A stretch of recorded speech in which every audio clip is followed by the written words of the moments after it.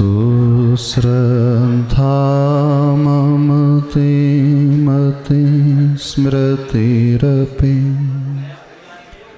त्वय्यर्चनं चापि ते हस्तावञ्जलये कथाश्रुतिरतः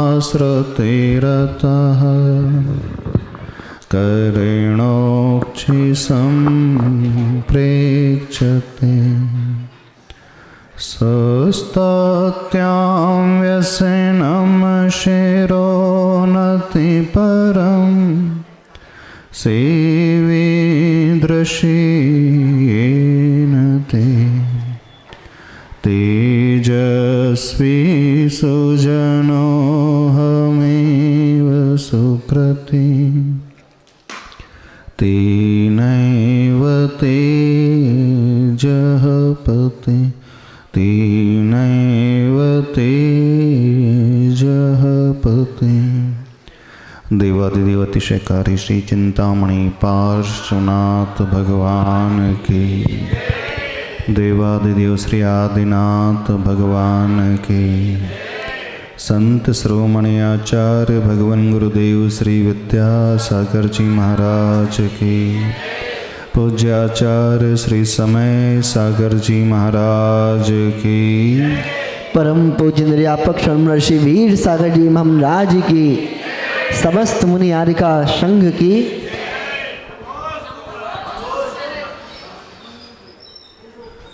जीवन में ऊपर उठने के लिए, कुछ पाने के लिए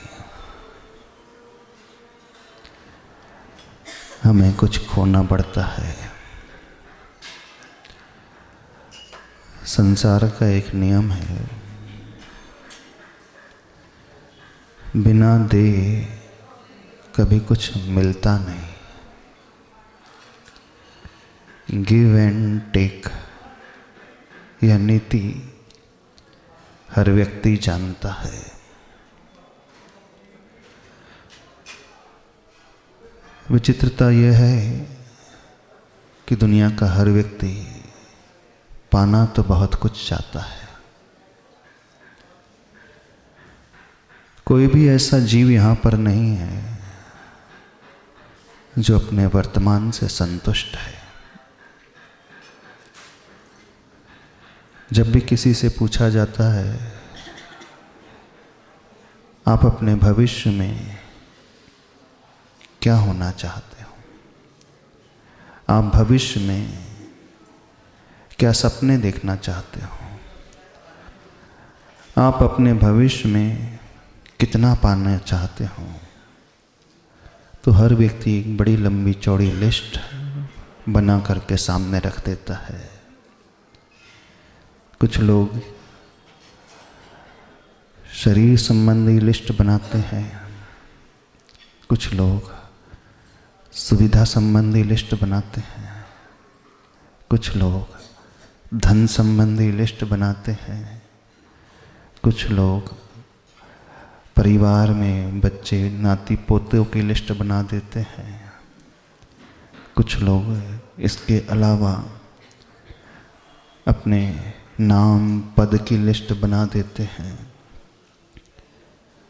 हमारी आकांक्षा है, हमारे सपने हैं, इसका सीधा सा अर्थ है कि वर्तमान में हम अधूरे हैं। जो वर्तमान में पूरा हो जाता है उसकी समस्त आकांक्षाएं समाप्त हो जाती हैं, वो सपने ही नहीं देखता। जो परिपूर्णता को प्राप्त कर लेता है वो कृतकृत्य हो जाता है, उसे अब दुनिया में कुछ और इच्छा नहीं होती, कोई चाह नहीं होती। लेकिन जिसकी चाह मौजूद है, इच्छा मौजूद है, आकांक्षा भीतर है, वो सपने देख रहा है, सीधा सा अर्थ यह है कि वो वर्तमान से अभी असंतुष्ट है। तभी तो हम चाह रहे हैं कि हमें आने वाले वर्षों में ये मिले, वो मिले, शरीर ऐसा मिले, परिवार ऐसा मिले, वैभव ऐसा मिले, शहर ऐसा मिले, क्षेत्र ऐसा मिले, हम वहाँ जन्मे, हम वो पाएं। तो वर्तमान आपका भी पूरा तो नहीं है। हाँ, वर्तमान में वही संतुष्ट हो जाता है जिसने सब कुछ पा लिया, और संतुष्ट एकमात्र प्रभु होते हैं, भगवान होते हैं। क्योंकि भगवान ने परिपूर्णता को प्राप्त कर लिया, वो कृतकृत्य हो चुके हैं। अब उनकी समस्त इच्छाएं समाप्त हो चुकी हैं। अब पाने के लिए कुछ बचा ही नहीं। जो वो सोचते थे पूर्व में, सब कुछ तो उन्हें मिल गया। सुख की आकांक्षा की, उन्हें अनंत सुख मिल गया। ऐसा सुख मिल गया जो कभी समाप्त नहीं होगा। उस सुख को भोगने के लिए शक्ति की भी अपेक्षा होती है, तो उन्हें अनंत वीर मिल गया। मात्र शक्ति ही नहीं, एक ज्ञान भी चाहिए जिससे हम समझ सके, पहचान सके। तो उन्हें अनंत ज्ञान प्राप्त कर लिया। उन्हें अनंत चतुष्टय प्राप्त हो गया। ज्ञान, दर्शन, सुख और वीर मिल गया। जो भी उन्होंने पाया है, अब वो कभी समाप्त होगा ही नहीं। तो जिसे अनंत मिल जाता है, अनंत वस्तुएं मिल जाती हैं, अनंत काल के लिए जो मिल जाता है, वो एकदम निश्चिंत हो जाता है, निर्विकल्प हो जाता है, संतुष्ट हो जाता है। क्योंकि जो हमने पाया वो हमेशा के लिए हमारे साथ ही रहेगा। लेकिन संसारी जीव जितना भी पुरुषार्थ करता है, जितनी भी मेहनत करता है, और उस पुरुषार्थ के बदले में जो पाता है, बहुत थोड़ा पाता है। और जितना भी पाया है वो कम समय तक ही रहता है। आपने अपने जिंदगी के 50 वर्ष निकाल दिए, सबने निकाले होंगे। कोई 60 का होगा तो उसकी ज़िंदगी के 60 निकल गए। 50-60 वर्ष में, 70 वर्षों में आपने जी जान लगा करके खूब मेहनत की ना। सबने खूब मेहनत, खूब परिश्रम किया। इतना परिश्रम करने के पश्चात जो आपने पाया है, उसकी कीमत कितनी है? वो कब तक टिकेगा? कब तक आपके साथ रहेगा? कभी सोचा? हाँ? कितने वर्षों तक आपका साथ देगा वो? 20 साल, 25 साल, बस इससे ज़्यादा क्या देगा? दे पाएगा? नहीं दे पाएगा। और जब 20-25 वर्ष हो जाएंगे, वो सब छूट जाएगा, चला जाएगा, कुछ नहीं बचेगा। फिर से नए सिरे से शुरुआत करना पड़ती है ना? फिर वो मेहनत करना शुरू करता है, पढ़ना लिखना शुरू करता है, कमाना शुरू करता है, व्यापार करता है, नौकरी करता है। वहां भी 50 वर्ष निकालता है। जब उसे लगने लगता है कि मैंने जीवन में पर्याप्त पाया है, तो उसकी शक्ति समाप्त होने लगती है, उससे वो भोग नहीं पाता। और जब तक शक्ति रहती है, तब तक वस्तु नहीं रहती है, सुविधा नहीं रहती है। और जब वस्तु मिलती, सुविधा मिलती है, तो शक्ति समाप्त हो जाती है। विचित्रता देखें कैसी स्थिति है हर एक संसारी जीव की। प्राय सबके साथ ऐसे ही होता है। आप कब समझते हैं कि हम जो चाहते थे हमने पर्याप्त पा लिया? जब आप एक उम्र के पड़ाव में पहुंच जाते हैं, 60-65 के आसपास, जब रिटायरमेंट की एज में आता है व्यक्ति, तो उसे पर्याप्त सेविंग मिल जाती है, मिलती है ना। जो सर्विस में होता है, जब रिटायर होता है, तो उसे जीवन भर की सेविंग मिलती है, लेकिन अब वो उस योग्य नहीं रहता है उस सेविंग को भोग सके। जो बिजनेसमैन होता है, जब तक उसके हाथ पैर चलते हैं, सवेरे से शाम तक लगा रहता है। जब वो पर्याप्त जोड़ लेता है, धन के साथ साथ रोग भी आ जाते हैं, बीमारी आ जाती है साथ साथ। अब रोग आ गया, बीमारी आ गई, चाह करके भी उसको वो उपभोग में नहीं ला सकता। ऐसा नहीं लगता हमारा परिश्रम, सबका परिश्रम, सारी मेहनत जो हो तो रही है, कर भी रहा है, लेकिन उसका फल मिल किसे रहा है? नहीं लगता? लगता तो सोचना चाहिए, क्या कोई ऐसा भी रास्ता है कि जहां हम मेहनत करें, जी तोड़ मेहनत करें, और जो हम पाए उस मेहनत के बदले में, परिश्रम के बदले में, वो हमसे छूटे ना, जुदा ना हो? क्या कोई रास्ता है ऐसा? इतनी मेहनत करने के बाद जब हमें कुछ नहीं मिल रहा है तो ऐसा प्रतीत होता है आखिर हम कर क्या रहे हैं और किसके लिए कर रहे हैं? हाँ? किसके लिए कर रहे हैं बताओ आप? इतने सारे साल आपने निकाल दिए, सबने निकाले हैं। बड़ा आश्चर्य होता है, यह बात व्यक्ति समझ नहीं पा रहा है। क्यों ना एक ऐसे रास्ते की तलाश करें, यदि हम मेहनत कर रहे हैं तो फल भी हमें ही मिलना चाहिए। हाँ? फल हम हो गए, और वो शॉर्ट ड्यूरेशन के लिए होना चाहिए, उसका काल लंबा होना चाहिए, बहुत लंबा, इतना लंबा कि वो कभी समाप्त ही ना हो। यदि आकांक्षा ही करना है, चाह ही पैदा करना है, तो उसकी चाह पैदा करे जो एक बार मिले वो आपसे कभी जुदा ना हो। यदि आपको सुख ही चाहिए तो ऐसे सुख की डिमांड करे, ऐसे सुख की कामना करे जो एक बार मिल जाए, समाप्त ही ना हो कभी। धन ही चाहिए, वैभव ही चाहिए, वैसा वैभव जब चाहे, जितना चाहे उसका उपभोग कर सके। जैसे चक्रवर्ती का होता है, उसके पास क्षमता होती है, किमिच्छिक दान देने की क्षमता होती है। जो उसके द्वार पे आता है कभी खाली हाथ लौट करके नहीं जाता है, मनचाहा उसे सब कुछ मिल जाता है। लेकिन चक्रवर्ती के साथ भी एक समस्या है, किमिच्छिक दान देने की शक्ति उसके पास है, इतना धन कमा लिया उसने, इतना वैभव बना लिया है, लेकिन एक दिन वह भी चल बसता है। उसकी कैपेसिटी तो रहती है, लेकिन वो स्वयं चला जाता है। भोग्य वस्तु रहती है, लेकिन भोगता ही चला जाता है। दुनिया में यह माना जाता है चक्रवर्ती जैसी संपदा, चक्रवर्ती जैसा वैभव, चक्रवर्ती जैसा पावर, ऊर्जा, शक्ति किसी की नहीं होती है। लेकिन एक स्टेज में चक्रवर्ती आकर स्वयं रियलाइज करता है, मैंने 6 खंड को जीत लिया, 32,000 मुकुटबद्ध राजा मेरे चरणों में हैं, 96,000 मेरी रानियां हैं, सारा संसार मेरे कदमों में है, सारे राजा मेरी आज्ञा मानते हैं, कोई मुझसे विपरीत नहीं चल रहा है, सर आंखों पर बैठाते हैं।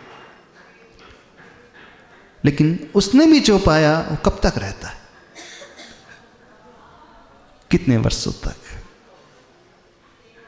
एक समय आता है उसका वैभव समाप्त नहीं होता चक्रवर्ती का। जब तक चक्रवर्ती जीवित रहता है वैभव हमेशा रहता है, लेकिन चक्रवर्ती इस दुनिया से चला जाता है,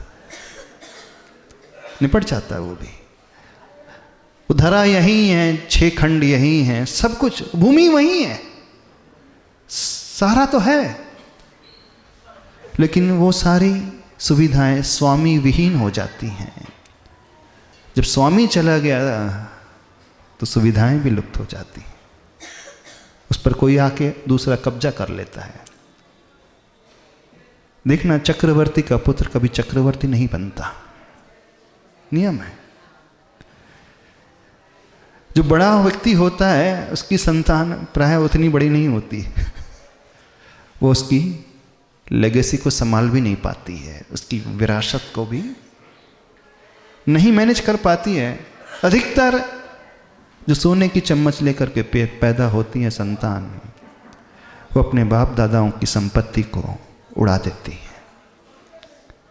जो दादा बहुत वैभव छोड़ करके गए, पिता बहुत छोड़ करके गए, पिता की संपत्ति को बढ़ाने वाले पुत्र बहुत कम होते, रेयरली होते हैं। हाँ, उड़ाने वाले बहुत होते हैं, ऐसे बहुत मिल जाएंगे।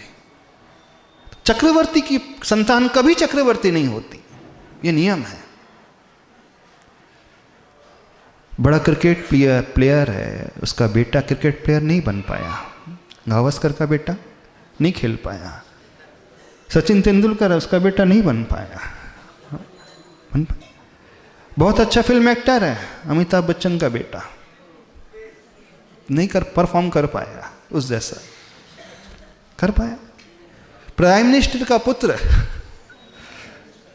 नहीं बन पा रहा है, जबकि उसे सारी सुविधाएं जन्म से मिली हैं, सारे निमित्त मिल रहे हैं। और जो प्राइम मिनिस्टर पहले बना था उसके पास कुछ नहीं था, उसने अपने दम पर उसे हासिल किया। पद तो मिल गया उसे, प्रतिष्ठा भी मिल गई, पावर भी मिल गया, लेकिन एक समय आता है कि पद, पावर, प्रतिष्ठा वो भी या तो वो चले जाएगी या प्रधानमंत्री, वो व्यक्ति स्वयं चला जाता है। आखिर ये चक्र कब तक चलता रहेगा? हाँ? कितने लोगों ने इसके बारे में सोचा है? यहां पर भी कई लोग ऐसे होंगे, जब आप इस शहर में आए थे अथवा आपके पिता इस शहर में आए थे, क्या लेकर के आए थे? हाँ, क्या लेकर के आए थे? लोटा, छन्ना, रस्सी, 4 जोड़ी कपड़े, 2 जोड़ी, लोहे की पेटी की बैग, पेटी भी नहीं थी, थैला था, पोटली थी, थैला। सबसे पूछ रहे हैं अपने इतिहास को याद करो, अतीत को याद करो। हाँ? जब आप यहाँ आए थे अथवा आपके पिता यहाँ आए थे, क्योंकि यहाँ का तो कोई नहीं है ना, कोई है यहाँ का? लोकलाइट कौन है यहाँ का? बताइए। कोई यहाँ का नहीं है, सब परदेश से आकर के यहाँ बसे। उस समय जब पहला दिन आपका था, वह दिन याद करें और आज का दिन याद करें। चलो उनसे पूछे, वो बैठे मिल्टन वगैरह, हाँ, सबसे बड़कुल खानदान, जितने खानदान यहाँ बैठे हैं, जितने हैं मोदी खानदान, और कौन कौन से खानदान, सबसे पूछे। हाँ, अनंतपुरा परिवार, हाँ, सारे बुंदेलखंडी जितने हैं। पहला दिन याद करो आप अपना अपना। इतने वर्ष आपने यहाँ समय दिया, इतनी मेहनत की, नो डाउट मेहनत की, आप सबने की मेहनत, और मेहनत का फल भी मिला तो कुछ आपने जोड़ा, कुछ आपने कमाया, नाम भी कमाया, पद भी कमाया, प्रतिष्ठा भी मिली, वैभव भी मिला, जमीन भी हो गई, मकान हो गए, दुकान हो गई, और क्या क्या हो गया, इसके अलावा भी और कुछ हो गया होगा। लेकिन नहीं हुआ तो है, लेकिन इसका उपभोग कब तक कर पाओगे आप, हम ये पूछना चाह रहे हैं। हाँ? हाँ? कब तक कर पाओगे इसका उपयोग? तो पूरी जिंदगी हो गई मेहनत करते करते, और जब उसको भोग करने की बात आ रही है तो डॉक्टर मना कर देता है, खा नहीं सकते मीठा, घी को तो देखना भी नहीं, और नमक को छूना भी नहीं, ये स्थिति है। आखिर किसके लिए इतनी मेहनत, किसके लिए इतना परिश्रम? दूसरों के लिए, बच्चों के लिए। उनकी भी यही गत है, भविष्य में उनका भी यही होने वाला है। तो क्या कोई ऐसा रास्ता है हमारे पास कि हम मेहनत करें और उसका फल भी हम भोगे, और कम समय के लिए नहीं, हमेशा के लिए? कोई रास्ता है? यदि ऐसा रास्ता मिल जाए तो क्या कहना? एक परिश्रम, उस रास्ते पे चलने का, एक मेहनत उस रास्ते पे चलने की। इतना कठोर परिश्रम करने के पश्चात जो हम पाएंगे, फिर वो हमारे साथ हमेशा के लिए रहेगा। तो चाह रखना ही है, चाह पैदा करना ही है, तो उसे पाने की चाह करो ना पैदा, जो कभी समाप्त ना हो, जो एक बार मिल जाए तो कभी उसका अंत ना हो। अनंत को चाहो। किसको? शांत को नहीं, जो अंत सहित होता उसे नहीं चाहो। जो सुख मिले वो अनंत काल के लिए मिले, जो शक्ति मिले, पावर मिले, पद मिले, अनंत काल के लिए मिले, जो ज्ञान मिले, कभी छूटे नहीं, हमसे जुदा ना हो। एक ऐसा भी रास्ता है, बिल्कुल है रास्ता, और वो रास्ता है भगवान बनने का रास्ता। वो रास्ता है मोक्ष मार्ग में चलने वाला। तो ऐसा फल कितने लोग चाहते हैं? थोड़ा सा हाथ खड़े करें, हम देखना चाह रहे हैं। अनंत फल, अनंत काल के लिए ऐसा फल चलना चाहते हो? उस मार्ग में चलना चाहते हो? फल तो सब चाह रहे हैं, लेकिन उस रास्ते को कितने लोग चाह रहे हैं? कोई नहीं चाह रहा रास्ता। मोक्ष मार्ग कितने लोग चाह रहे हैं? काश जितना प्रेम हम भगवान से करते हैं, उतना ही प्रेम हम उनके मार्ग से कर ले, तो कितना अच्छा हो जाएगा। जितना हम मंजिल को चाहते हैं, उतने हम माध्यम को चाह ले, तो कितना अच्छा हो जाएगा। क्योंकि याद रखें, मंजिल को चाहने से कभी मंजिल नहीं मिलती है। सुख को चाहने से कभी सुख नहीं मिलता है। यदि सुख को चाहने से सुख मिलना होता हो तो अभी तक मिल गया होता है।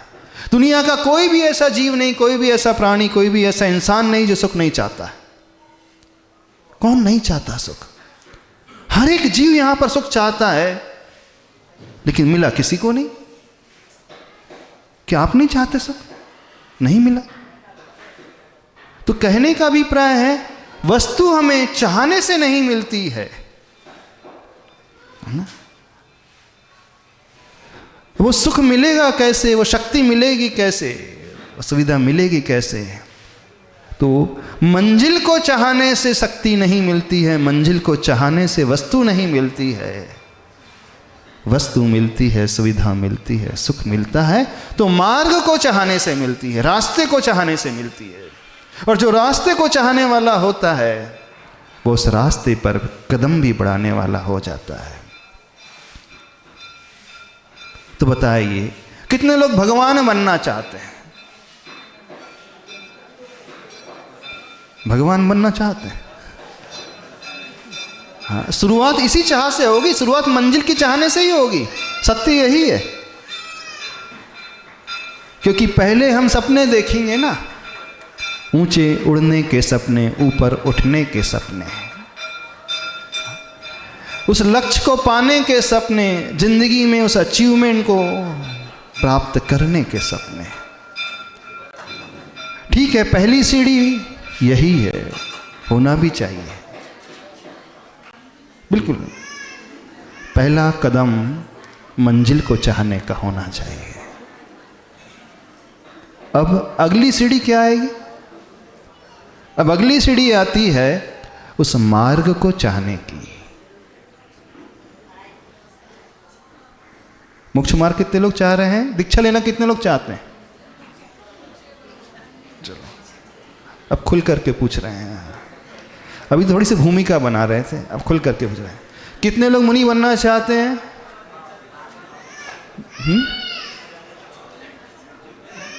कोई भी नहीं? अच्छा, कितनी आरिकाएं बनना चाहती हैं?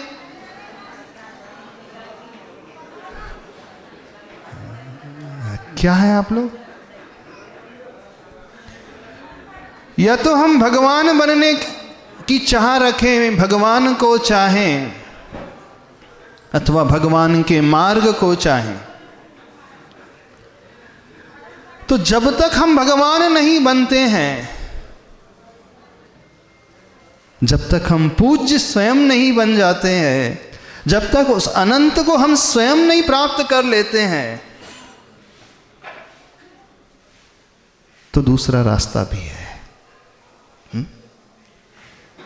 एक दूसरा रास्ता भी है। जब तक व्यक्ति वहां तक ना पहुंचे तो क्या करे? कुछ ना करे, खाली बैठे रहे। शक्ति नहीं, मान लीजिए अभी हर एक की चाह है कि मैं भगवान बनूं, मंजिल को पालूं, लेकिन अभी शक्ति नहीं उतनी। जैसे हमने पूछा मोक्ष मार्ग को कितने लोग चाहते हैं, तो अधिकांश लोगों ने हाथ नीचे करे हैं। क्यों? महाराज जी शक्ति कहाँ है हमारी? अभी इतना वो भाव ही नहीं पैदा होता कि हम दिगंबर बन जाएं। मंजिल को चाहने के पश्चात भी अंदर से शक्ति नहीं होती है, तो व्यक्ति कदम पीछे खींच लेता है, बोले नहीं अभी नहीं। घबराने की आवश्यकता नहीं है। आचार्य भगवान कहते हैं यदि हम साक्षात उस मार्ग पे नहीं चल पा रहे हैं तो दूसरा रास्ता वो सुझाते हैं, और वो रास्ता है पूज्य तक पहुंचने का पूजक बनाने वाला रास्ता। जब तक हम भगवान नहीं बन रहे हैं तो हम एक अच्छे भक्त अवश्य बन जाएं।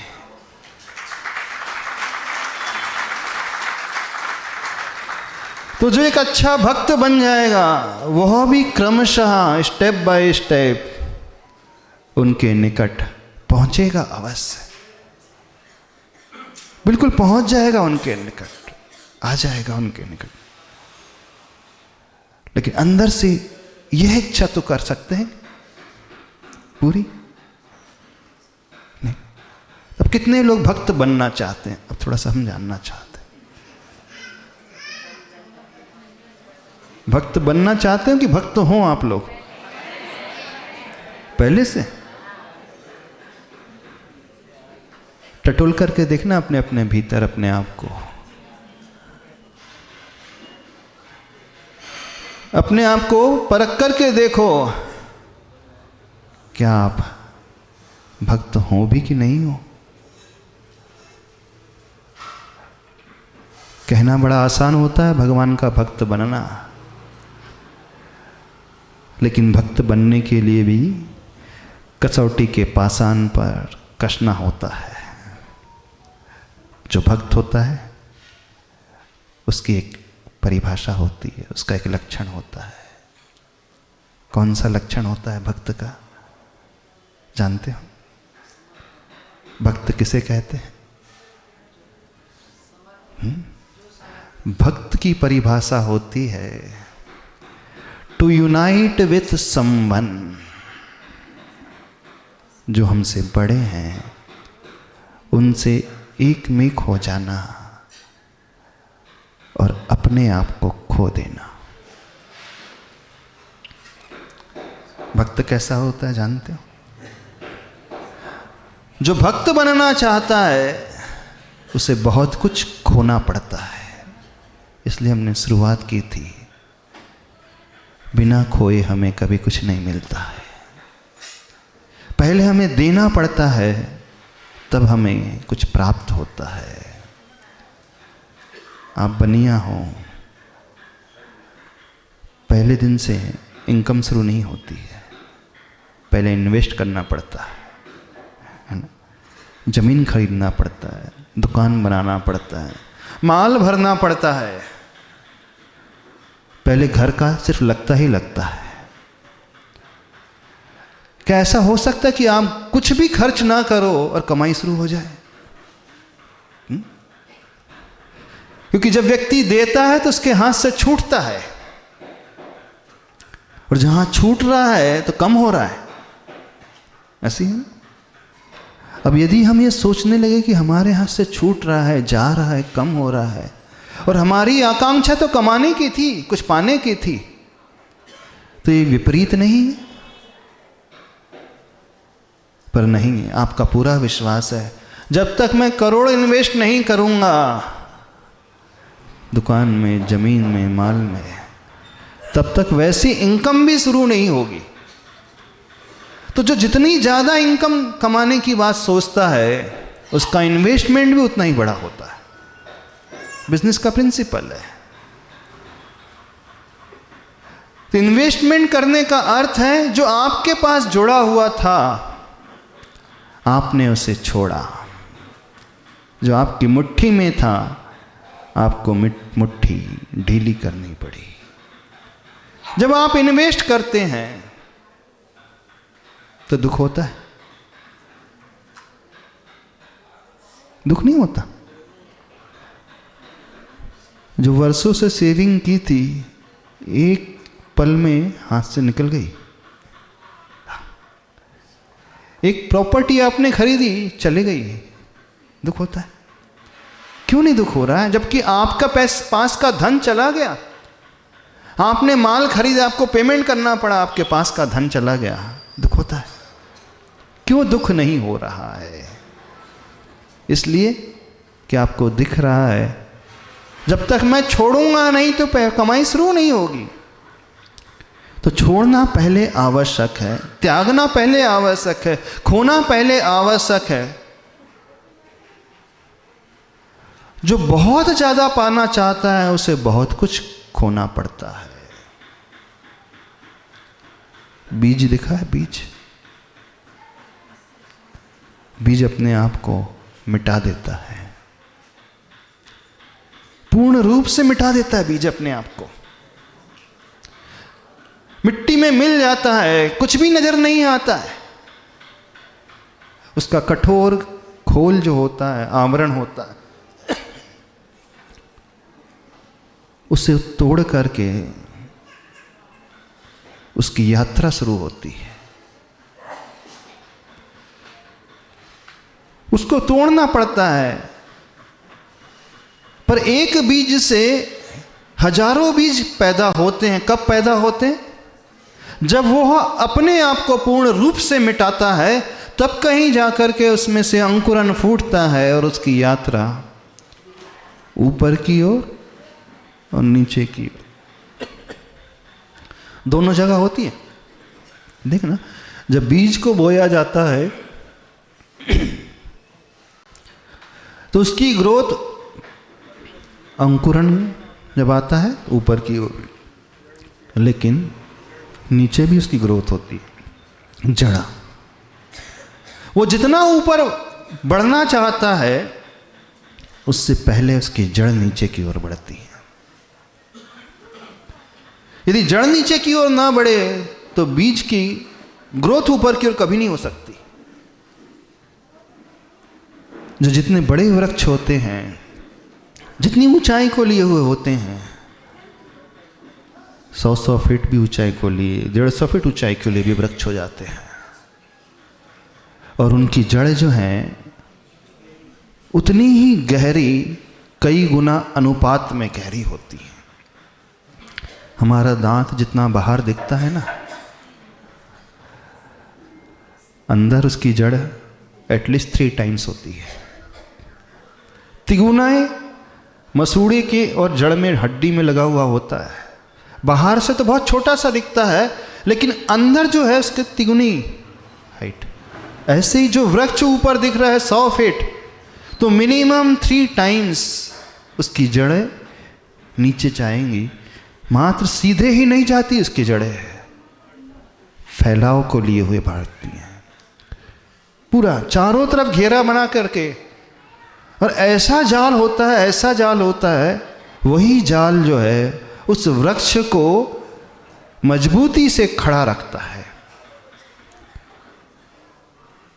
बीज कितना बड़ा होता है? वट वृक्ष देखा आपने? बड़का पेड़ देखा है? बड़का पेड़ कितना बड़ा होता है? अभी हम आ रहे थे बड़ चिचोली से, रास्ते में बड़ चिचोली गांव था यहाँ बीच में, वहाँ वट वृक्ष, बहुत सारे इसकी शाखाएं, और एक वृक्ष में से कई वृक्ष निकल गए। पूरा लंबा चौड़े खेत से बड़ का ही बगीचा है, और उसकी यात्रा शुरू हुई थी एक छोटे से बीज से। छोटे से बीज से। उसका बीज कितना बड़ा होता है देखा आपने किसी ने? खसखस के दाने के बराबर। खसखस का दाना बहुत सूक्ष्म होता है। जब हम उस खसखस के दाने बराबर उस बीज को देखते हैं तो क्या कोई अंदाजा लगा सकता है इस खसखस के दाने में इतनी शक्ति छिपी है कि वह जब वृक्ष के रूप में फलीभूत होता है तो कई किलोमीटर के डायमीटर में भी फैल जाता है। कलकत्ता में एक ऐसा बीज है, ऐसा वट का वृक्ष का है जो लगभग 4 किलोमीटर के दायरे में फैले हुए हैं, पेड़ ही पेड़। आज तक यह नहीं पता लग पाया कि उसका मूल पेड़ कौन सा था जहां से शुरुआत हुई है। ये अंदाजा नहीं लग पा रहा है क्योंकि सारे के सारे वृक्ष इतने मजबूत तने वाले, इतने घेराव को लिए, इतने पुराने हैं, यही नहीं समझ में आ रहा कि शुरुआत आखिर हुई कौन से पेड़ से थी। नहीं, एक खसखस के दाने में कितने सारे पेड़ आ गए। 4 किलोमीटर के दायरे में सारे के सारे वट वृक्ष के ही वट वृक्ष हैं, और उसका बीज इतना छोटा। क्या हम अंदाजा लगा सकते इतने छोटे से बीज में इतनी शक्ति, इतने सारे एरिया को वो कवर कर ले? कैसे हो गया वो पैदा? उस बीज ने अपने आप को पूर्ण रूप से खोया था। जब वो खोता है तो पास का कुछ नहीं बचता, और नजर भी कुछ नहीं आता कि क्या फलेगा, वो कितना फलेगा, कितना बढ़ेगा, नजर कुछ नहीं आता। लेकिन उसका विश्वास रहता है कि जब तक मैं अपने आप को संपूर्ण रूप से नष्ट नहीं करूंगा तब तक उसमें से वो पौधा नहीं आएगा और वो वृक्ष का निर्माण कभी हो नहीं सकता। तो जो भक्त होता है वो अपने आप को मिटाने के लिए तैयार हो जाता है। और ये भी याद रखे, जिस दिन बीज बोया जाता है उसी दिन से उसी दिन में वो वृक्ष तैयार कभी नहीं होता है। कई दिनों तक तो समझ में नहीं आता कि उसकी ग्रोथ हो रही है कि नहीं, मिट्टी में चला जाता है। पानी दो, खाद दो, कई दिनों तक पता ही नहीं चल रहा कि उसमें से कुछ बढ़ोतरी हो रही है कि नहीं हो रही है। ठीक ऐसे ही हमारे साथ भी है। जब हम पाने की बात कर रहे हैं अनंत को, जब हम पाने की बात कर रहे हैं उसे जो कभी समाप्त ना हो, तो हमें सब कुछ खोना होगा सर्वप्रथम। और जो भक्त होता है भगवान का, वो अपने अस्तित्व को मिटा देता है। अस्तित्व मिटता हुआ दिखता है लेकिन मिटता कभी नहीं, वो कई गुना बढ़कर के बाहर फलता फूलता नजर आता है। आप में से कितने लोग अपने अस्तित्व को मिटाने के लिए तैयार हैं? ना आप रहोगे, नजर भी नहीं आओगे, ना आपका नाम नजर आएगा, कुछ नजर नहीं आएगा। हो सकता है आपको याद करने वाले भी ना नजर आए, हो सकता है, क्यों नहीं हो सकता? तैयार हो मिटाने को? हाँ? आचार्य भगवान ने अपने आप को पूर्ण रूप से मिटा दिया। मिटाया क्यों? आचार्य भगवान ने अपना वपन किया था, अपने भीतर के बीज का वपन किया था। जब उन्होंने अपना सर्वस्व वपन किया, सर्वस्व अर्पण किया, तब उनका गुरुकुल इतना विशाल बनकर के तैयार हुआ।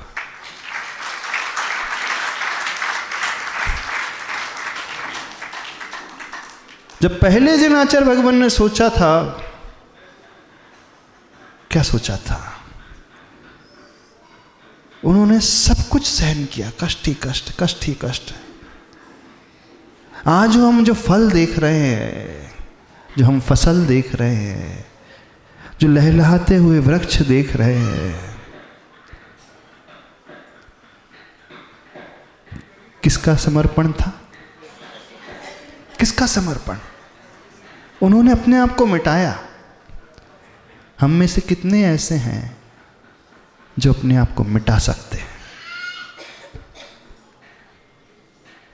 क्योंकि मिटाने के लिए अपने सर्वस्व स्वार्थ को छोड़ना पड़ता है। सर्वस्व स्वार्थ को छोड़ना पड़ता है। हर व्यक्ति यहां मिटाता है अपने आप को, ऐसा नहीं कोई नहीं मिटाता, हर व्यक्ति मिटाता है। लेकिन जो आप अपने आप को मिटा रहे हो, छोड़ रहे हो, सिर्फ 4 लोगों के लिए, 6 लोगों के लिए। हर व्यक्ति मिटता है यहां पर, कोई भी अमर नहीं है यहां पर, मरना तो सबको है। और हर व्यक्ति अपने आप को मिटा भी रहा है।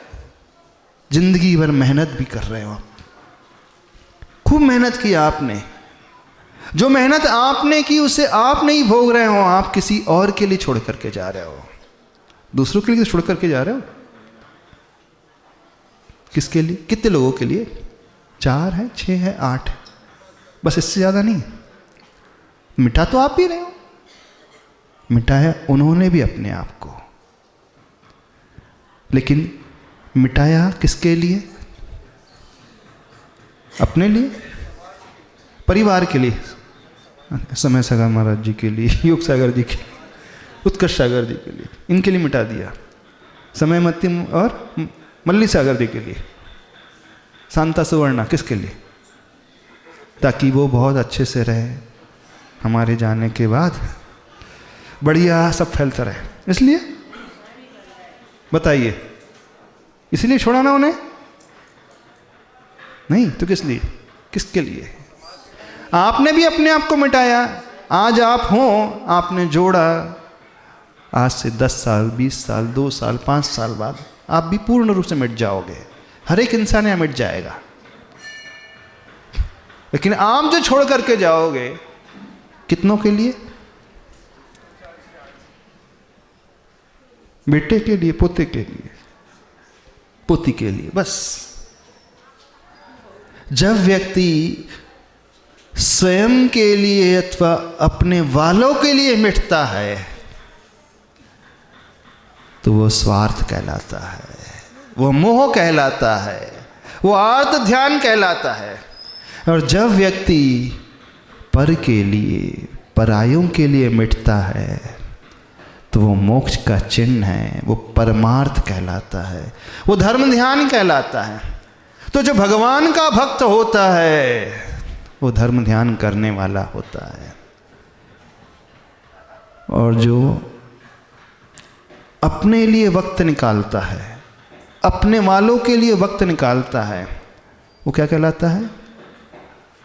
कम, भगवान के लिए कम निकाल रहा है, कम वक्त निकाल रहा है ना। जो दुनिया के लिए कम वक्त निकालता है वो क्या कहलाता है? क्या कहा? जोड़ा जोर से बोलना, जोर से, आवाज नहीं आता है। हाँ, कम वक्त।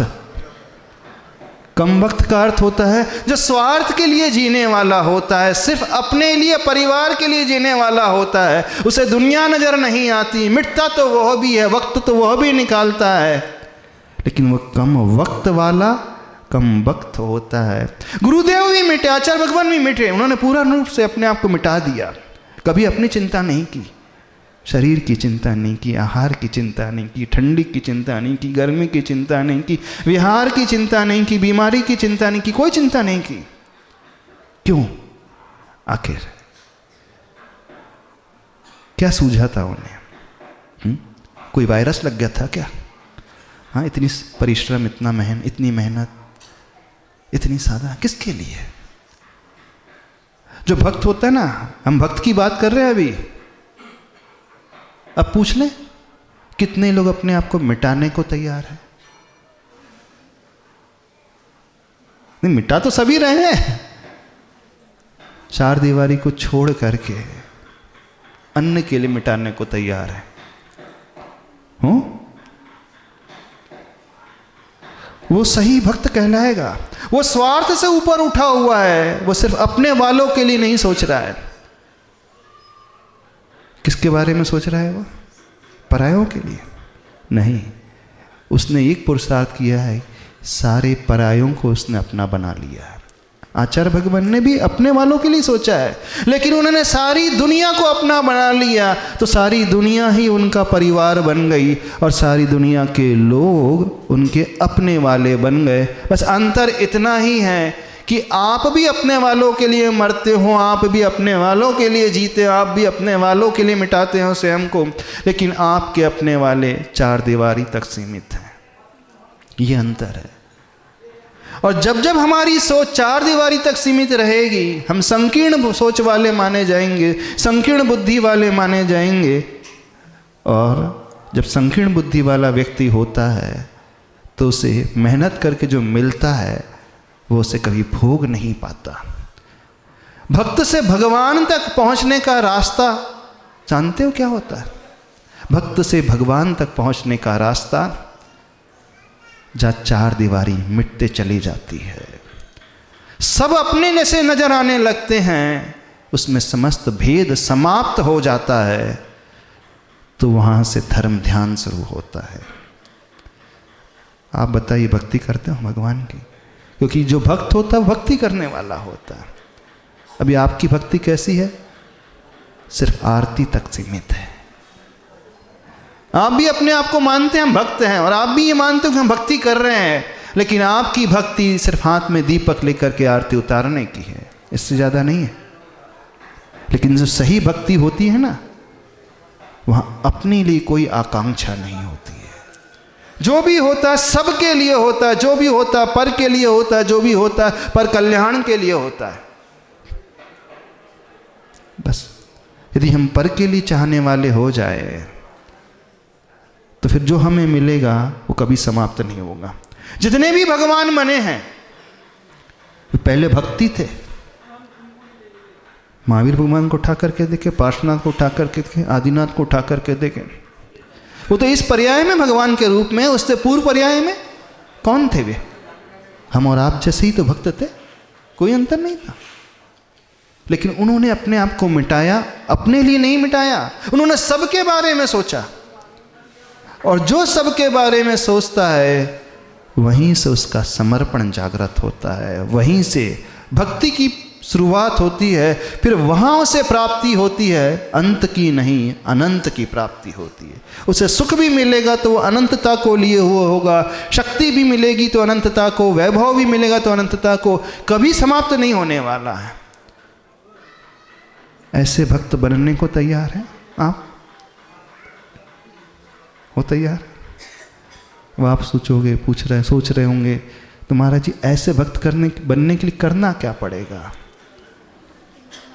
करना कुछ विशेष एक्स्ट्रा नहीं है, करना वही है जो आप कर रहे हो। आप ऐसा नहीं कर नहीं रहे, लेकिन आप चंद लोगों के सोच के लिए कर रहे हो, बस उस सोच को बदलना और कुछ नहीं करना है। कर सकते हो ऐसा कार्य? हमें वो दिन भी याद है जब कुंडलपुर में आचार्य भगवान थे, जब बड़े बाबा नए मंदिर में शिफ्ट हो रहे थे। आर्मी चारों तरफ लगी थी, पुलिस चारों तरफ लगी थी, संघ वहीं था। वो दिन भी याद है, वो दृश्य भी याद है जब बड़े बाबा स्क्रीन के माध्यम से उठ करके ऊपर जा रहे थे, आदिनाथ भगवान। और जैसे ही पुराने जिनालय से निकल करके नए जिनालय के सिंहासन पर बैठे और आचार्य भगवान तक समाचार पहुंचा कि आचार्य भगवान बड़े बाबा उस सिंहासन पर बैठ गए, तो आपने भक्ति की है? आपने क्या चढ़ाया था? चावल। आचार्य भगवान ने मोती चढ़ाए थे, अपनी आँखों के माध्यम से निकलने वाले मोतियों को चढ़ाया था, अपने आप को चढ़ाया था। आपने क्या चढ़ाया था? ये मोती आंसू के रूप में नहीं, उससे पूर्व आचार्य भगवान की मानसिकता थी। यदि बड़े बाबा की भक्ति के लिए, बड़े बाबा के मंदिर के लिए, बड़े बाबा के सिंहासन के लिए आर्मी गोली चलाएगी तो सबसे पहले गोली खाने वाला यदि कोई रहेगा तो मैं रहूँगा, मैं सबसे सामने खड़े रहूँगा। इन्हें अपना सर्वस्व अर्पण करने को तैयार हो गए थे। मैं सबसे पहले खाऊंगा, क्योंकि मेरे प्रभु हैं, मेरे भगवान हैं, मेरे बड़े बाबा हैं। उनकी रक्षा के लिए, उनकी भक्ति के लिए, उनके मंदिर के लिए दुनिया में कोई कुछ आगे आएगा तो सबसे पहले विरोध करूंगा तो मैं। ये कहलाता है मिटना। कभी नहीं सोचा आचार्य भगवान ने 50 वर्ष की साधना कहाँ चले जाएगी? 50 वर्ष की तपस्या, 50 वर्ष का वो दीर्घकालिक चारित्र, वो आचरण क्या होगा उसका? कभी विचार नहीं आया। आप क्या अर्पण करोगे? आप क्या खोगे?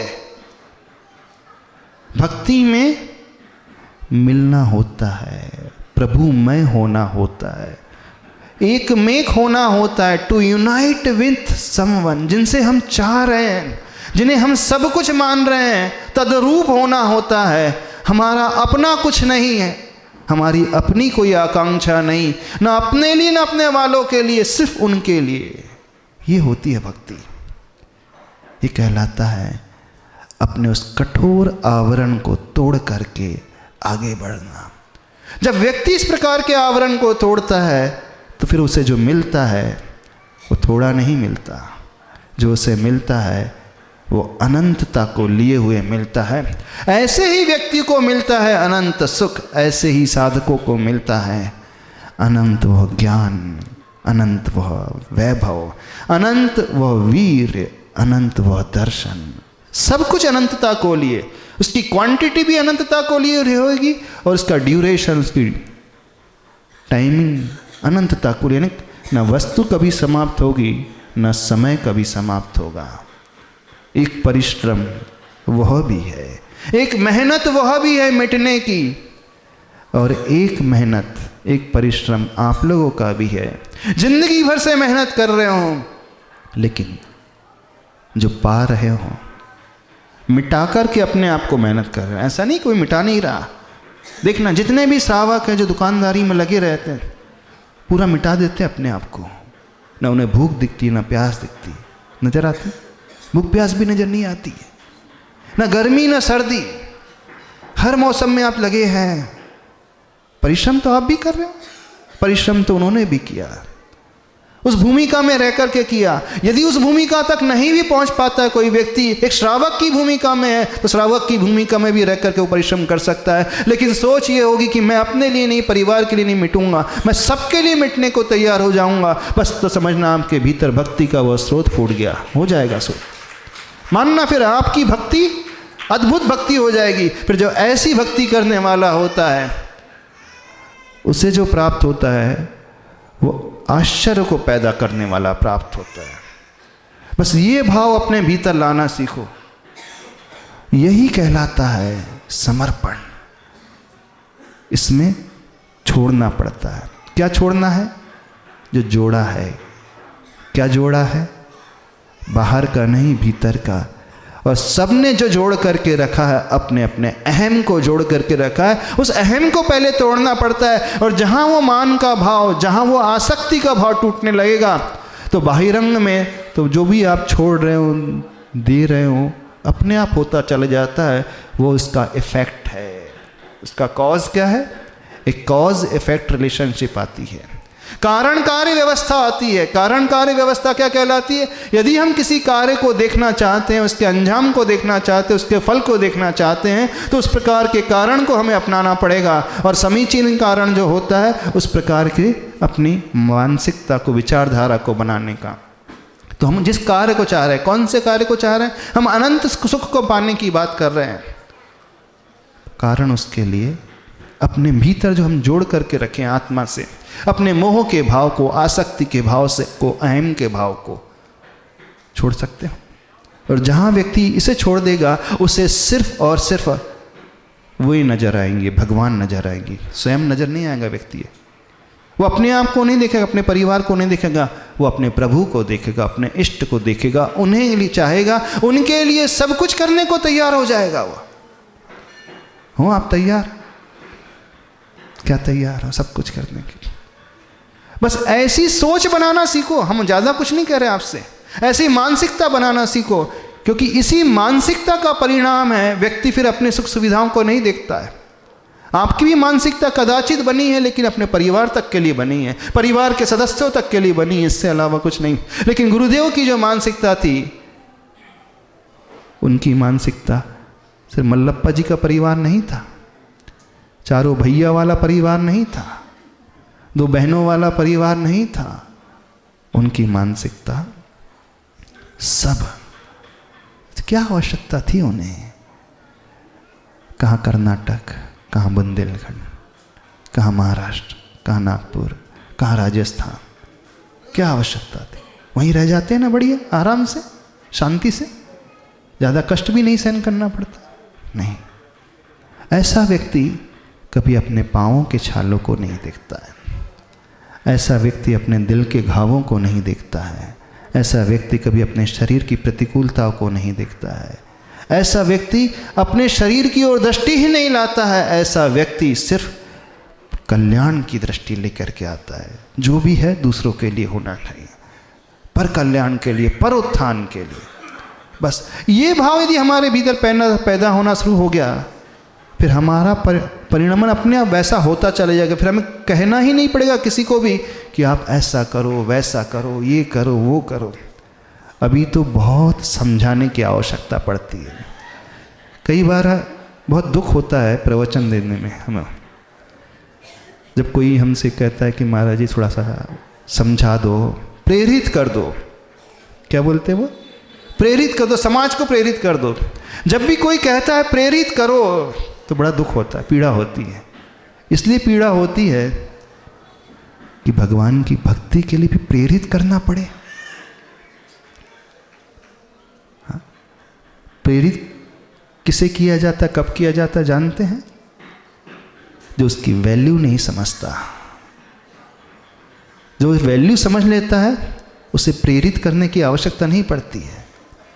आपको दुकान जाने के लिए प्रेरणा की आवश्यकता पड़ती है, किसी को प्रेरणा की आवश्यकता नहीं पड़ती है।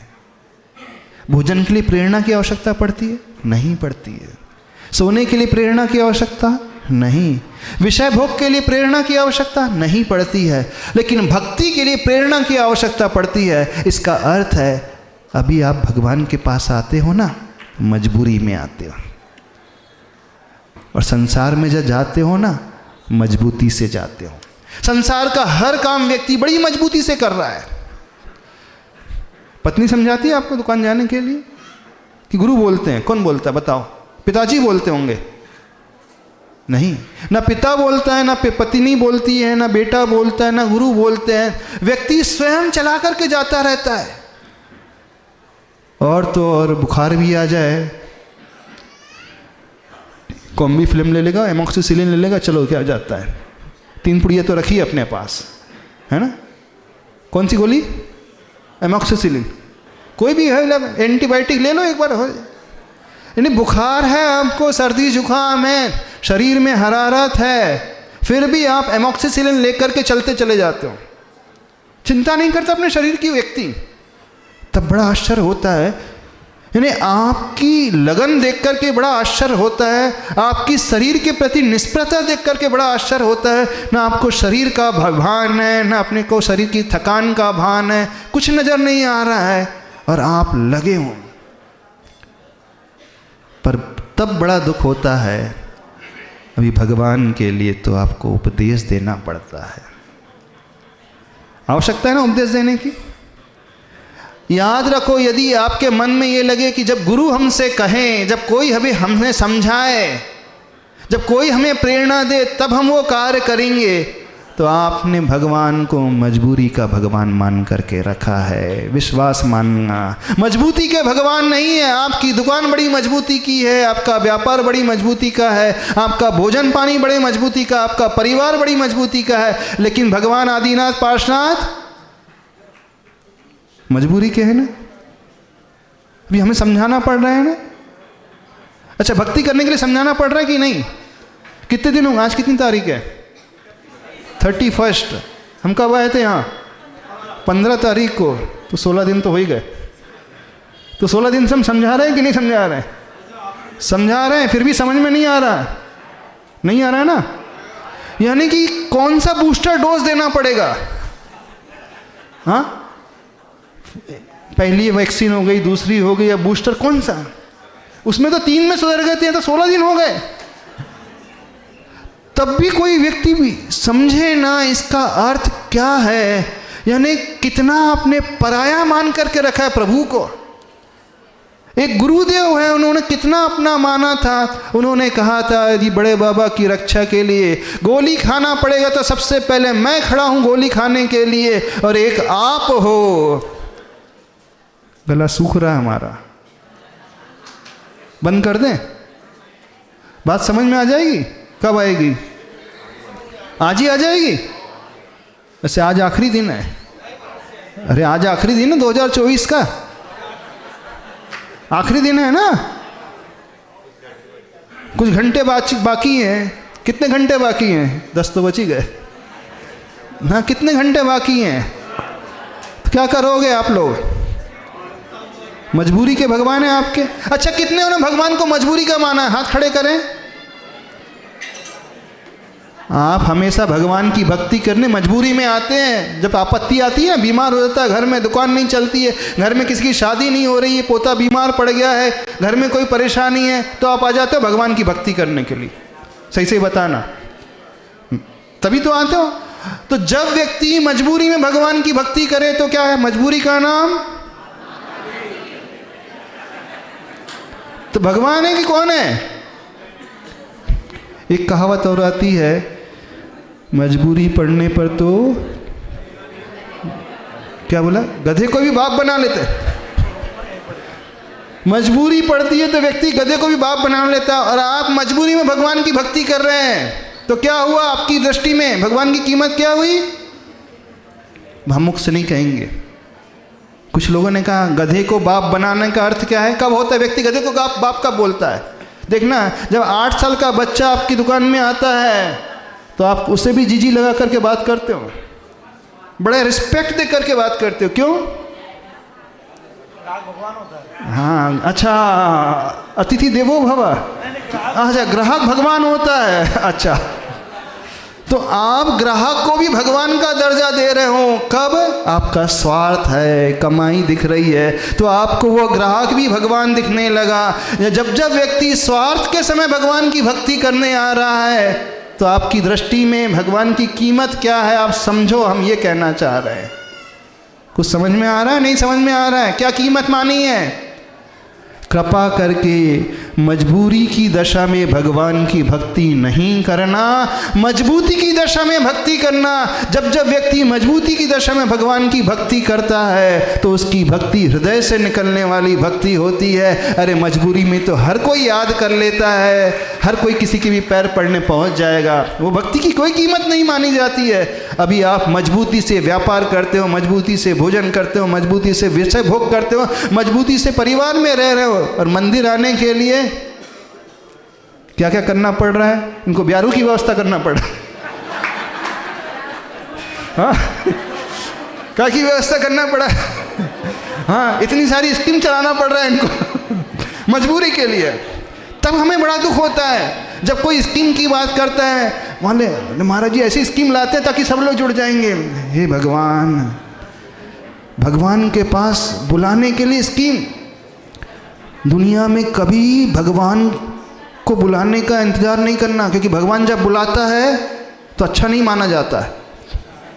अच्छा माना जाता है जब भगवान बुलाता है। तो जब भगवान बुलाता है तो 4 कंधों में जाना पड़ता है। तो कभी भी इंतजार नहीं करना कि भगवान हमसे कहें, प्रभु हमसे कहें, गुरु हमसे कहें तब हम भक्ति करने आए। क्योंकि याद रखे, बड़ों के बुलाने पर जब व्यक्ति आता है तो वहाँ रिस्पेक्ट नहीं होता है, वहाँ तो मजबूरी होती है। तो कभी भी ये इंतजार नहीं करना कि बड़े हमें प्रेरित करें तो हम भक्ति करेंगे। अरे हमने तो समर्पण सीखा है, हमने तो मिटना सीखा है, हम तो आचार्य भगवान के सच्चे भक्त हैं। जब आचार्य भगवान अपने प्रभु के लिए मिट सकते हैं तो हम अपने प्रभु के लिए, अपने गुरु के लिए क्यों नहीं मिट सकते? तो मिटने को तैयार हो कि नहीं? आज दुकान कितने बजे बंद हो जाएगी?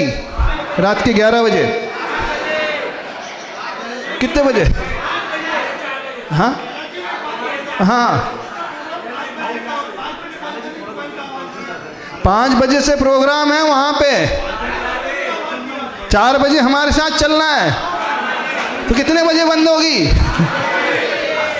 अब देखना, जो ये सोच रहा है कि मेरे कस्टमर छूट जाएंगे, मेरी कमाई छूट जाएगी, एक दिन गुरु के कहने पे जल्दी दुकान बंद करके देखना, इससे कई गुना अधिक कमाई आने वाले दिनों में हो जाएगी। क्यों? क्योंकि उसने प्रभु के लिए, गुरु के कहने पर, गुरु के लिए ये मोह को छोड़ा है। आप अपने घर में कोई प्रोग्राम होता है तो दुकान छोड़ देते हो, हर बार संसार के लिए दुकान छोड़ते हो, एक बार भगवान की भक्ति के लिए जल्दी दुकान छोड़ करके देखो, फिर चिंता करने की आवश्यकता नहीं, क्योंकि भगवान उसे देख रहा है। सच्चा भक्त तो ये है कि मेरी भक्ति के लिए उसने दुकान छोड़ दी। बाकी तो सारे के सारे कम वक्त वाले हैं, और जो कम वक्त वाला होता है वो कौन होता है? कम वक्त होता है। तो हम नहीं चाहते भगवान के दरबार में कोई कम वक्त वाला है और कोई कम भक्त आए। हम तो चाहते भगवान के, आदिनाथ भगवान के दरबार में सच्चे भगवान के भक्त नजर आ जाए। आज सारा समय, आज संध्या काल का सारा समय आदि प्रभु में हमें बिताना है। जैसे आचार्य भगवान ने बड़े बाबा के लिए अपने प्राणों की भी चिंता नहीं की। आपसे प्राण नहीं मांग रहे क्योंकि दे भी नहीं पाओगे, हम जानते हैं सबको। इतनी औकात ही नहीं किसी की यहाँ पर जो बैठे हैं ना, अपने भगवान के लिए अपने प्राण दे पाओ, किसी की औकात नहीं यहाँ। क्योंकि औकात देख कर की बात की जाती है। आपकी औकात इतनी कि आप कुछ समय दे दोगे, बस इससे ज़्यादा नहीं दे पाओगे। तो समय दे दोगे कि नहीं? हाँ, अच्छा, कितने लोग पड़ोसी से शेयर करेंगे? मारना, पड़ोसी की मारना। एक व्यक्ति और आए महाराज जी, धीरे से बोले, महाराज जी क्या याद करेंगे यहाँ के लोग, मारना और दे दो, और छूट दे दो, और छूट देना। हाँ, बोले हर एक को भक्ति करने का मौका मिलना चाहिए। तो हमारी भी भावना ही है, पैसे की चिंता नहीं करना है। जो नहीं दे सकता है उसके लिए फ्री ऑफ चार्ज मारना रहेगा, और जो दे सकता है वो 50-100 तो दे ही सकता है कि नहीं? यदि आप अपनी कीमत इतनी गरीब मानते हो तो फ्री ऑफ चार्ज मिल जाएगा, उससे मिल जाएगा, चिंता नहीं करना। यदि आप कीमत ज़्यादा मानते हो अपनी तो उतनी भी मिल जाएगा, 50-100 में भी दे देना। और ज़्यादा मानते हो तो 1100 में, पर कोई 11,000 में, लेकिन कोई भी व्यक्ति चूकेगा नहीं। इस बात को ध्यान रखना है। आपको भक्ति करना है, करना है, करना है, बस आदिनाथ भगवान से जुड़ना है और कुछ नहीं करना है। इस बात को समझना है, कोई विकल्प तो नहीं। कोई इन्फीरियरिटी की भावना ना लाए, क्योंकि हम तो सक्षम नहीं हैं, तो दुनिया वाले, कमेटी वाले बोलेंगे तो कम में आ गए। नहीं, बात कम की नहीं है, बात जो है हर एक व्यक्ति को आज के दिन, वर्ष का अंतिम दिन है, भगवान की भक्ति से जोड़ना है, पापों से बचाना है, व्यसनों से बचाना है, और आने वाला आपका वर्ष मांगलिक हो। इस उद्देश्य को रखते हुए ध्यान में ये पूरा प्रोग्राम जो है डिज़ाइन किया गया है। तो सभी लोगों को बहुत भक्ति भाव से सम्मिलित होना है और कुछ नहीं करना, चिंता नहीं करना, कोई विकल्प नहीं करेगा। जैसी आपकी अनुकूलता, उस अनुकूलता के साथ आपको बैठना है, लेकिन कोई भी काले कपड़े पहन करके नहीं आएगा। इस बात को ध्यान रखना। जो काले कपड़े पहन करके आ जाता है, ऐसे प्रोग्राम में बहुत सारे देवता लोग भी आते भक्ति करने, और व्यंतर लोग भी आते हैं। तो व्यंतर लोगों ने समझेंगे तो हमारी जाति का, उसे लग जाएंगे। बिल्कुल सत्य है, क्योंकि जब भी सामूहिक भक्ति होती है, और भक्तामर की विशेषता बता रहे हैं, उसमें मात्र 48 काव्य ही नहीं है, एक एक रिद्धि मंत्र है, और एक एक रिद्धि मंत्र की सेवा करने वाले कई जाति के देव होते हैं। वहाँ पे व्यंतर भी रहेंगे, भूत भी रहेंगे, पिशाच भी रहेंगे, भवनवासी भी रहेंगे, ज्योतिषवासी भी रहेंगे, सारी जाति के देव रहेंगे। और जो देखेंगे तो काले कपड़े वाला है तो हमारी बिरादरी का है, तो फिर कहना नहीं है तो महाराज जी हम तो भक्ति करने गए तो उल्टा रिएक्शन हो गया। कोई काले कपड़े पहन करके नहीं आएगा, नहीं। यदि आओ तो अपने रिस्क पर, फिर आपको ज़्यादा बेनिफिट नहीं होगा और नुकसान और हो जाएगा। कोई डाउट तो नहीं है? और कुछ पूछना है? वेशभूषा, काले वस्त्र नहीं, बाकी अच्छे से अच्छे वस्त्र। इंद्र बन करके परिवार सहित, जब भी भगवान की भक्ति होती, इंद्र अपने परिवार सहित आता है। तो आपके परिवार में जितने सदस्य हैं, पई पावनों चूल का निमंत्रण। क्या बोलते पई पावनों चूल का निमंत्रण क्या होता है? पावने सहित का होता है मराठी में, मतलब पाहुने मतलब मेहमान सहित है। जितने भी गेस्ट हैं वो गेस्ट सहित। जैसे आपके घर में कोई फंक्शन होता है तो गेस्ट को इनवाइट करते हो ना, कभी भगवान की भक्ति के लिए, धर्म के लिए भी गेस्ट को इनवाइट किया करो, रिश्तेदारों को इनवाइट किया करो, तब तो मानना आप दिलो जान से प्रभु को चाहते हो। जैसे आप पुण्य कमाना चाहते हो तो वह अपने रिश्तेदार को भी वैसा ही पुण्य दिलाना चाहता है। तो बस इस बात को याद रखना, हमें सिर्फ पुण्य कमाना और पापों से बचना है, चिंता नहीं करना है, टेंशन बिल्कुल नहीं करना है। सब कुछ है वहाँ पे, प्रभु भी रहेंगे, प्रभु का समवसरण है, चतुर्मुखी समवसरण है, गुरु भी है, शास्त्र भी है, सब कुछ है। ऐसा लगेगा कि साक्षात भगवान के समवसरण में बैठ कर के ही प्रभु की आरती उतार रहे हैं और अपना परिणाम जो है प्रभुमय कर रहे हैं। बोलिए आदिनाथ भगवान। एक मिनट, एक चीज़ और बताना है, 5 मिनट। हाँ, जिन्हें सूतक लगा है ध्यान से सुने, उन्हें अपने मुख से उच्चारण करना है, दीपक को हाथ नहीं लगाना है। कोई दोष नहीं है, चाहे मिल्टन फैमिली हो, चाहे मौजीलाल अध्यक्ष जी की फैमिली हो, चाहे अनंतपुरा की फैमिली हो, कोई दोष नहीं लगेगा। बस आपको जिनवाणी को नहीं छूना है, दीपक प्रज्वलित नहीं करना है, लेकिन बाजू में बैठ कर के भक्ति करना, उच्चारण करना है। भाव भक्ति आप कर सकते हैं, बहुत अच्छे से कर सकते हैं। कल यदि 13वीं भी हुई है, तिया भी हुआ, कल यदि आप शमशान घाट भी गए तो आज आकर के कर सकते हो, उसमें कोई दोष नहीं है, किसी को कोई दोष नहीं लगेगा। सूचना दे। हाँ बोलिए। हेलो, जयकार।